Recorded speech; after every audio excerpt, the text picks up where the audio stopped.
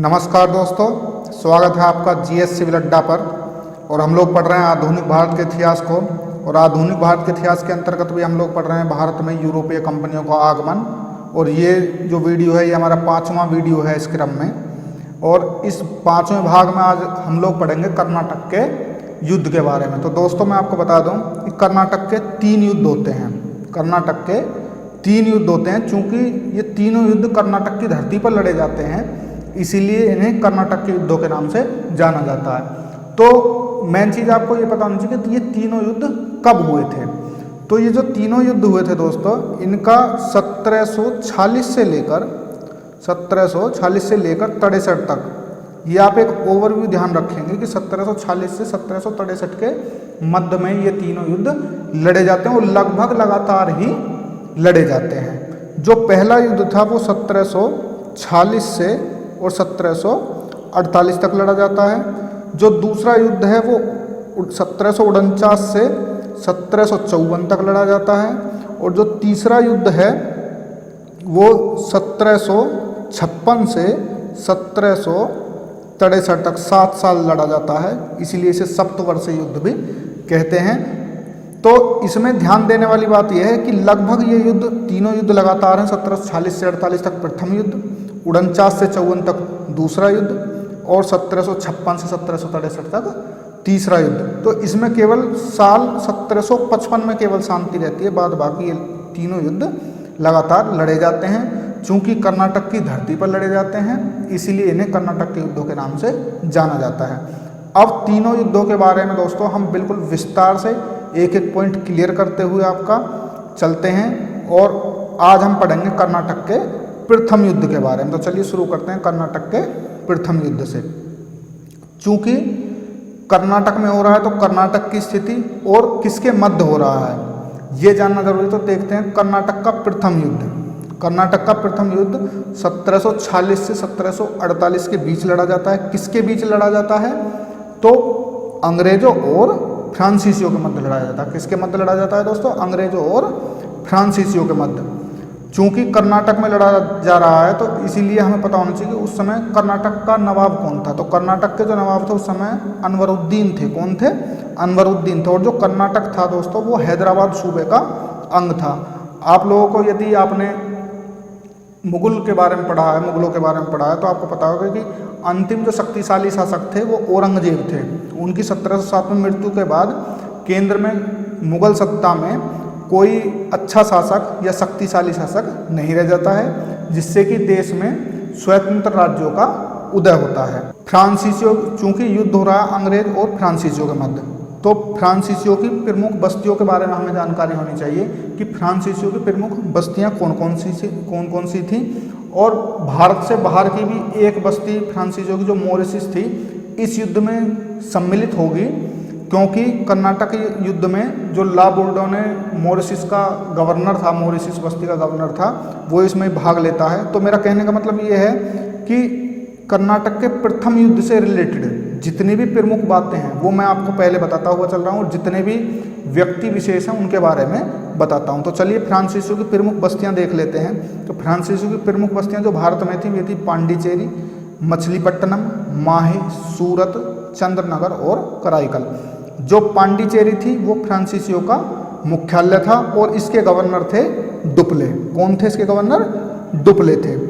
और एक जो मॉरिशस बस्ती का मैंने अभी जिक्र किया, मॉरिशस जो बस्ती थी उसके जो गवर्नर थे वो थे ला बोर्डोने। कौन थे? ला बोर्डोने। 3 नाम यहाँ पर महत्वपूर्ण हैं जो कि इस युद्ध के अंतर्गत आप बार बार पढ़ेंगे। एक तो कर्नाटक के नवाब अनवरुद्दीन, दूसरे फ्रांसीसियों की बस्ती पांडिचेरी के गवर्नर डुप्ले और मॉरिशस बस्ती के गवर्नर ला बोर्डोने। अब इसी प्रकार हम अंग्रेजों की बस्तियां देखते हैं। तो उस समय अंग्रेजों की 3 प्रमुख बस्तियां थीं। वे कौन कौन सी थी? पहली थी मद्रास, दूसरी थी बम्बई और तीसरी थी कलकत्ता। तो इसमें हम लोग मद्रास के बारे में पढ़ेंगे। कर्नाटक के युद्ध में मद्रास के ऊपर ही बार बार कर्नाटक के युद्ध लड़ा गया था। तो मद्रास के जो अंग्रेजी गवर्नर थे वो थे निकोलस मोर्स। कौन थे दोस्तों? मद्रास के गवर्नर थे निकोलस मोर्स। चलिए आगे बढ़ते हैं। अब युद्ध के कारणों पर आते हैं। तो युद्ध के कारणों में सबसे मुख्य और सबसे महत्वपूर्ण जो कारण था वो 1740 में ऑस्ट्रियन उत्तराधिकारी का युद्ध था।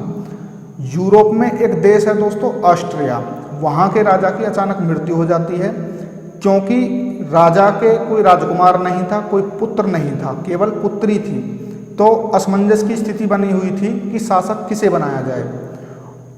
शासक चूंकि इनके पड़ोसी देश फ्रांस और ब्रिटेन थे, इसीलिए वहाँ के शासक चुने जाने में फ्रांस और ब्रिटेन ने अपनी दिलचस्पी दिखाई, या ये कह लीजिए कि अपना शासक बैठाने के लिए अपनी जद्दोजहद शुरू कर दी। और उसी जद्दोजहद का नतीजा ये निकलता है कि फ्रांस और ब्रिटेन में युद्ध शुरू हो जाता है। ठीक, और इसके बारे में एक कथन जो फ्रांसीसी दार्शनिक थे एक वोल्टेयर, उनका एक प्रसिद्ध कथन है। ये कथन दोस्तों यदि आप पीजीटी की तैयारी कर रहे हैं या नेट की तैयारी कर रहे हैं या यूपीएससी की तैयारी कर रहे हैं तो ये कथन कभी कभार पूछ लिए जाते हैं, तो इस कथन को आप याद रखेंगे। वोल्टेयर का ये कथन है कि अपने देश में छोड़े गए तोप के प्रथम गोले ने अमेरिका तथा एशिया में हमारे सारे तोपखानों में माचिस लगा दी, क्योंकि जो फ्रांस की बस्तियां थीं और जो अंग्रेजों की बस्तियां थीं वो केवल एशिया में ही नहीं थी बल्कि अमेरिका में भी थी। एशिया के भी कई देशों में थी और अमेरिका में भी इनकी बस्तियां थीं। तो वोल्टेयर ने कहा था कि अपने देश में छोड़े गए तोप के प्रथम गोले ने अमेरिका तथा एशिया में हमारे सारे तोपखानों में माचिस लगा दी। और जो इसके छोटे छोटे कारण थे जो वो थे व्यापारिक प्रतिद्वंद्विता, क्योंकि कंपनियां थी व्यापार करने के लिए आई थी, दोनों एक देश में व्यापार करेंगे, प्रतिद्वंद्विता निश्चित है, कंपटीशन निश्चित है। और जो तीसरा कारण था वो था साम्राज्य विस्तार, क्योंकि 1742 के बाद दोनों ही कंपनियों ने अपने साम्राज्य विस्तार पर विशेष बल दिया था, चाहे वो फ्रांसीसी हों चाहे वो अंग्रेज हों। लेकिन यदि आपसे एक लाइन में पूछा जाए कि युद्ध का मुख्य कारण क्या था, तो आप लोग आंसर देंगे 1740 में ऑस्ट्रियन उत्तराधिकारी का युद्ध। ऑस्ट्रियन उत्तराधिकारी का युद्ध ये मुख्य कारण था दोस्तों। इसकी सूचना 1744 में भारत में पहुंच जाती है, किसकी? ऑस्ट्रियन उत्तराधिकारी के युद्ध की। जैसे ही भारत में यह सूचना पहुंचती है, चूंकि फ्रांसीसियों गवर्नर, मैंने आपको पीछे बताया, जो पांडिचेरी बस्ती थी फ्रांसीसियों की, जो मुख्य गवर्नर था वो कौन था? वो था डुप्ले। तो डुप्ले बहुत ही कूटनीतिक व्यक्ति था, अपनी कूटनीति के लिए माहिर माना जाता था।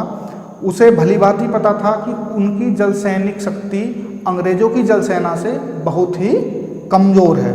तो वह एक प्रस्ताव लेकर पहुंचता है निकोलस मार्श के पास। निकोलस मार्श कौन है दोस्तों? मद्रास की अंग्रेजी बस्ती का गवर्नर, मद्रास बस्ती का गवर्नर जो कि अंग्रेजों के हिस्से में थी। तो डुप्ले प्रस्ताव लेकर निकोलस मोर्स के पास पहुंचता है, और इसका कारण क्या था ये मैंने बता ही दिया है। और मोर्स से निवेदन करता है कि भारत में तटस्थता की नीति का अनुकरण किया जाए। बेशक हमारे देश यूरोप में युद्ध लड़ रहे हैं, चूंकि हम लोग भारत में व्यापार करने के लिए आए हैं तो हम लोग व्यापार पर ध्यान दें। निकोलस से ऐसा निवेदन डुप्ले करता है। कारण मैंने आपको बताया कि डुप्ले अपनी जल शक्ति की कमजोरियों से भली भांति परिचित था, और उसे पता था कि अंग्रेजों की जो जल सेना है वो बहुत ही मजबूत है। लेकिन दोस्तों डुप्ले को निराशा जब होती है जब निकोलस मार्श उसे कोई स्पष्ट आश्वासन नहीं देता। अब इसके पीछे भी कारण था कि निकोलस मोर्स ने स्पष्ट आश्वासन क्यों नहीं दिया। स्पष्ट आश्वासन इसलिए नहीं दिया, जैसे ही यूरोप में युद्ध शुरू होता है तो इंग्लैंड से एक जहाजी बेड़ा कमांडर बार्नेट की अध्यक्षता में भारत के लिए रवाना कर दिया जाता है कंपनी की सहायता के लिए। तो जब मोर्स ने कोई स्पष्ट आश्वासन नहीं दिया, डुप्ले ने अपनी कूटनीति का परिचय देते हुए कर्नाटक के जो नवाब थे, कौन थे कर्नाटक के नवाब? अनवरुद्दीन, उनसे निवेदन किया कि आप अपने राज्य में युद्ध न होने दें। और दोस्तों उसे इसमें कामयाबी मिलती है। उसका परिणाम ये होता है कि अनवरुद्दीन के आदेश पर अंग्रेज उस समय शांत हो जाते हैं। उस समय कुछ समय के लिए युद्ध को टला दिया जाता है। तो आपने देखा कि डुप्ले ने कूटनीति का सहारा लेकर फ्रांसीसी बस्तियों की रक्षा कर ली, लेकिन यह बहुत ही कम समय के लिए था। इस बात को डुप्ले भी अच्छी तरह से जानता था कि कमांडर बार्नेट की अध्यक्षता में इंग्लैंड से सैनिक सहायता ब्रिटेन की कंपनी के लिए पहुंच चुकी है। तो डुप्ले ने भी कूटनीति का परिचय देते हुए इनकी एक मॉरिशस बस्ती थी, मैंने आपको पीछे बताया था, उसके गवर्नर थे ला बोर्डोने। तो इसी बीच डुप्ले ने भी मॉरिशस के जो गवर्नर थे ला बोर्डोना, उनको सहायता के लिए लिख दिया। इसी बीच क्या होता है दोस्तों, इसी घटनाक्रम के बीच जो बार्नेट आए थे उन्होंने युद्ध का आरंभ कर दिया। युद्ध का आरंभ कहाँ पर कर दिया? समुद्री रास्ते में। उन्होंने फ्रांसीसी जहाज़ों में लूटपाट की और उनमें तोड़फोड़ की, ठीक, उनको नष्ट कर दिया। तो ला बोर्डोने को सहायता के लिए लिखा और ला बोर्डोने चल भी देता है वहाँ से और कोरोमंडल तट पर पहुँचता है और कमांडर बार्नेट का ही एक अयोग्य अधिकारी था पेटन, उसको पराजित कर देता है और उसको लंका भगा देता है। अब उसको लंका भगा देने के क्रम में फ्रांसीसियों की बाधा बिल्कुल समाप्त हो जाती है। इसका फायदा उठाते हैं कौन कौन? डुप्ले और बोर्डोने दोनों मिलकर मद्रास पर आक्रमण कर देते हैं और मद्रास पर सितंबर 1746 में कब्जा कर लेते हैं। ठीक दोस्तों, यहाँ तक की कहानी मैं समझता हूँ आप लोग क्लियर हो गई होगी कि डुप्ले और बोर्डोने ने दोनों ने मिलकर मद्रास पर कब्जा कर लिया। अभी इस कहानी में और भी ट्विस्ट है क्योंकि अभी फ्रांसीसियों का कब्जा हुआ है। अब आप आगे देखिए, रॉबर्ट्स एक इतिहासकार हैं, उन्होंने लिखा है कि ये जो डुप्ले और बोर्डोने थे इनके विचार बिल्कुल अलग अलग थे। ये बहुत दिनों तक सामंजस्य के साथ कार्य नहीं कर पाए और मद्रास को सही तरीके से नहीं चला पाए क्योंकि दोनों के विचार अलग अलग थे। विचार क्या अलग अलग थे? डुप्ले क्या चाहते थे और बोर्डोने क्या चाहते थे। चलो दोनों के कथनों को देखते हैं कि कौन कौन क्या क्या चाहता था। जो डुप्ले थे वो चाहते थे कि मद्रास को अपने ही अधिकार में रखा जाए, लेकिन बोर्डोने एक लालची गवर्नर थे, वो चाहते थे कि अंग्रेजों से युद्ध हर्जाना लेकर कुछ पैसे लेकर वापस कर दिया जाए। और कुछ समय बाद बोर्डोने करते भी ऐसा ही हैं, वो 4 लाख पौंड की भारी भरकम रिश्वत लेकर वहाँ से वापस चले जाते हैं और मद्रास वापस से अंग्रेजों को सौंप देते हैं। किसकी इच्छा के विरुद्ध? डुप्ले की इच्छा के विरुद्ध। लेकिन डुप्ले बहुत ही महत्वाकांक्षी थे। बोर्डोने के जाते ही उन्होंने मद्रास पर फिर से आक्रमण किया और मद्रास को फिर से जीत लिया और क्लाइव सहित अनेक अंग्रेजों को बंदी बना लिया। जब ये घटनाक्रम चल रहा था तो बंगाल का नवाब बिल्कुल शांत था। बंगाल का नवाब कौन? अनवरुद्दीन। बंगाल का नवाब अनवरुद्दीन बिल्कुल शांत था। वो क्यों शांत था? क्योंकि डुप्ले ने उसे आश्वासन दिया था कि जब आप शांत रहिए, हम अंग्रेजों से मद्रास जीतने के पश्चात आपको सौंप देंगे। लेकिन उसने अनवरुद्दीन को धोखा दिया, वो ऐसा नहीं करता है।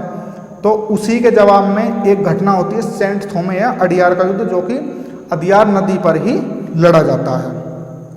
ठीक दोस्तों, ये मैंने बताया कि नवाब शांत था।